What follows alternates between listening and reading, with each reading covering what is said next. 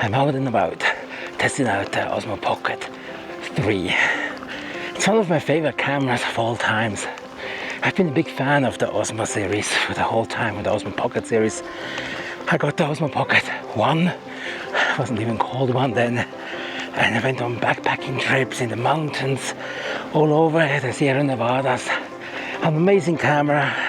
Went to 2, and now I have Osmo Pocket 3 here. This video is sponsored by Mega E-commerce, but as always, all opinions are my own. I know there's 4 and 4P out there, pretty cool cameras, but the Osmo Pocket 3 is still one of my favorite cameras of all time, and I still take it with me whenever I go. It's just the camera of choice that I pack up, and it's still relevant even a few years later. It's amazing how well they made the Osmo Pocket 3, and especially now you may get a good deal with the new version out there. For this review, I took the DJI Osmo Pocket 3 hiking into my local mountains, which is exactly the kind of place where I've always enjoyed using this little camera. When I'm already carrying a backpack full of camera gear, I really don't want another big camera hanging around my neck. The Pocket 3 just stays in my pocket until I need it. Pull it out, turn it on, get the shot, and keep hiking. I want to tell you guys why I still think the Osmo Pocket 3 is still relevant now. Not just because of a cheaper price, but also because the quality is just the overall package between, especially if you have to create a combo with the microphone here and initial battery. It's really amazing how everything is nicely set up and nicely packaged. So you can just go out and shoot in the beautiful nature that we are in right now.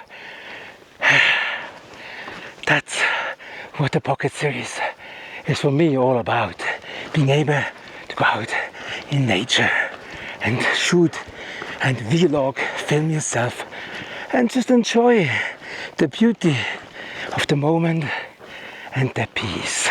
During this hike, I used it for pretty much everything.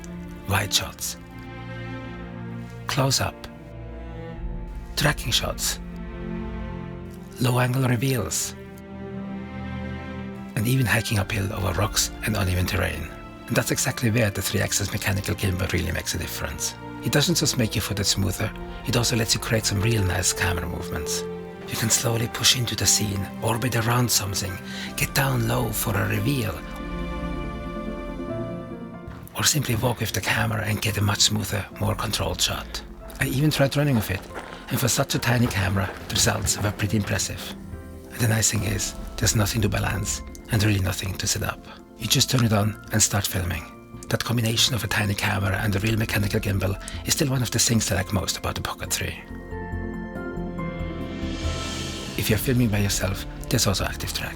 I tested it quite a bit during this hike, so instead of talking about it here in the studio, let me show you how it actually worked out in the real world. As a solo content creator, this feature is amazing. You can just place down your camera and face track yourself, and oops, it goes.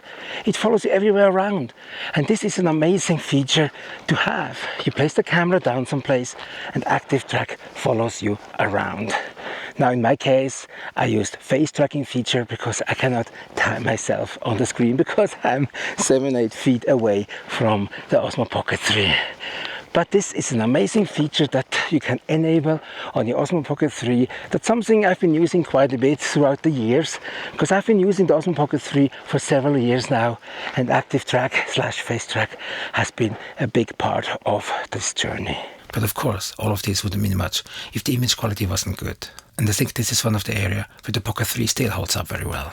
It has a 1-inch CMOS sensor with an f2 aperture, and most of the footage you're watching here was recorded in 4K at 24 frames per second in D-Log-M. There's plenty of detail, the colors look good, and it handles changing light surprisingly well.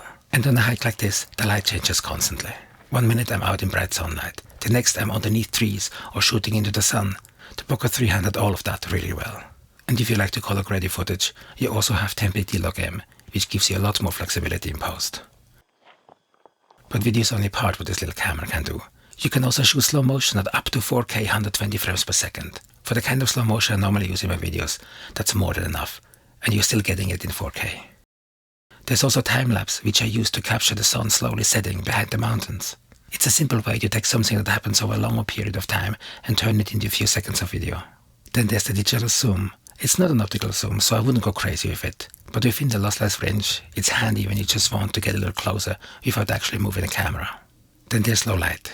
That one in sense is pretty big for such a small camera, and this is still one of the areas where the Pocket 3 impresses me. There's also a dedicated low light video mode when things get really dark. I kept filming after the sunset, and considering the size of this camera, I think the results look really good. So this one little camera you can use throughout the day and just keep filming after the sun goes down. This is really dark here. I'm filming regular D-Log. Now I have it in low light mode. Same scene, just one step further. But there's obviously another camera most of us already carry everywhere, our smartphone. And smartphones have gotten really good, so did a few simple real-world comparison between my iPhone and the Pocket 3. I'm using now my phone here for vlogging, and I want to see how the stabilization is. That's one way also how a lot of people vlog. They just use their phone and they just talk into the phone camera here. I'm also recording the sound here to the phone. I'm now filming with the Osmo Pocket 3 here, vlog style like I just did with the iPhone. I'm also recording directly to the camera, not with any wireless microphone here. How does it sound? How does it look? Is it stable? I'm walking and talking here with the Pocket 3 here on one side and the iPhone on the other side. It's very low light at the moment. I don't have any low light mode on the Pocket 3. The iPhone automatically adjusts itself. And I'm just talking to camera here in the evening at night almost. So after spending another day of filming with the Pocket 3, do I still think it's relevant today? Absolutely. Yes, technology keeps moving forward, but a good camera doesn't suddenly become a bad camera just because something newer comes along. The DJI Osmo Pocket 3 still gives you great 4K image quality, a 1-inch sensor, a real 3-axis gimbal, ActiveTrack, good low light performance, slow motion, time-lapse, panorama, and wireless audio support. And all of that fits into your pocket. For casual clips your phone might be enough, but if you want smoother camera movement and a dedicated camera for creating content without carrying a big setup, the Pocket 3 is still a very easy to recommend. And even after almost 3 years, I think that's exactly why this little camera is still so relevant. If you'd like to check out the DJI Osmo Pocket 3 for yourself, you'll find the link down in the description below. Check out this video next to learn more about filmmaking and filmmaking gear and how to use it. Thanks for watching and see you next one. Bye for now.